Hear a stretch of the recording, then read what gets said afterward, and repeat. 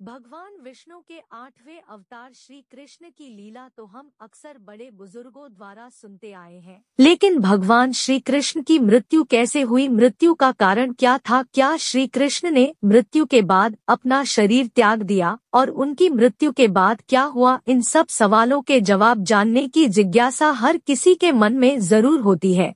आइए आज हम आपको बताते हैं कि आखिर भगवान श्री कृष्ण की मृत्यु कैसे हुई। नमस्कार मित्रों, ज्ञानी बाबा चैनल पर आपका स्वागत है। अगर आप भी श्री कृष्ण को भगवान मानते हैं तो कमेंट में जय श्री कृष्ण जरूर लिखें। तो चलिए शुरू करते हैं आज की प्रस्तुति। भगवान श्री कृष्ण का जन्म 3112 ईसा पूर्व में मथुरा में हुआ था।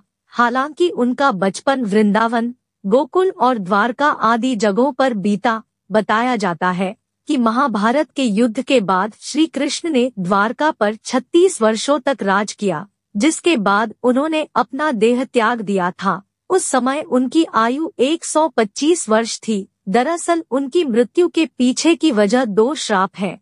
आइए इनके बारे में जानते हैं। बताया जाता है कि महाभारत के युद्ध के बाद जब दुर्योधन और उसके सभी भाइयों का अंत हो गया तो उनकी माता गांधारी को अत्यधिक क्रोध आया। अपने बेटे के शव पर शोक व्यक्त करते हुए रणभूमि पर गांधारी ने श्री कृष्ण को 36 वर्षों के बाद मृत्यु का श्राप दे दिया।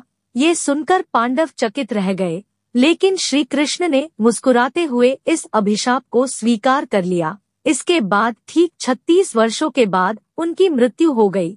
उनकी मृत्यु एक शिकारी के हाथों हुई। भागवत पुराण में बताया गया है कि एक बार श्री कृष्ण के पुत्र सांब ने शरारत करने की सोची। सांब अपने मित्रों के साथ एक स्त्री का वेश धारण कर ऋषिमुनियों से मिलने गए। स्त्री के वेश में सांब ने ऋषियों से कहा कि वह गर्भवती है। यदुवंश कुमारों की इस शरारत से ऋषियों ने क्रोधित होकर उन्हें श्राप दे दिया कि तुम एक ऐसे लोहे के तीर को जन्म दोगी जो तुम्हारे पूरे कुल का सर्वनाश कर देगा। इस श्राप को सुनकर सांब डर गए और उन्होंने तुरंत सारी घटना उग्रसेन को बताई। श्राप से छुटकारा पाने के लिए उग्रसेन ने सांब से कहा कि तीर का चूर्ण बनाकर प्रभास नदी में प्रवाहित कर दो, जिसके बाद सांबा ने वही किया। इसके बाद उग्रसेन ने राज्य में ये आदेश पारित कर दिया कि यादव राज्य में कोई भी किसी प्रकार की नशीली सामग्री का इस्तेमाल, उत्पादन या वितरण नहीं करेगा।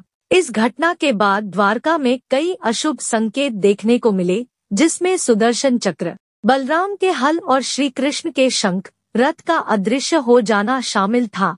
धीरे धीरे यहाँ अपराधों और पापों में भी बढ़ोतरी होने लगी और एक दिन सभी नगर वासी मदिरा के नशे में चूर हो गए और आपस में ही लड़ने मरने लगे। इस तरह सभी आपस में लड़कर मार गए। भागवत पुराण में बताया गया है कि एक दिन श्री कृष्ण पीपल के पेड़ के नीचे विश्राम कर रहे थे। तब जरा नाम के एक बहेलिये ने भगवान कृष्ण को हिरण समझकर उन पर तीर से प्रहार कर दिया, जिसके बाद श्री कृष्ण ने अपने देह त्याग दिया और उनकी मृत्यु हो गई। दरअसल इस तीर में उसी लोहे के तीर का अंश था जिसे सांब ने उग्रसेन के कहने पर चूर्ण बनाकर नदी में प्रवाहित कर दिया था। इस प्रकार ऋषि के श्राप के अनुसार ही समस्त यदुवंशियों का नाश हो गया। गांधारी के श्राप के अनुसार श्री कृष्ण की मृत्यु हो गई।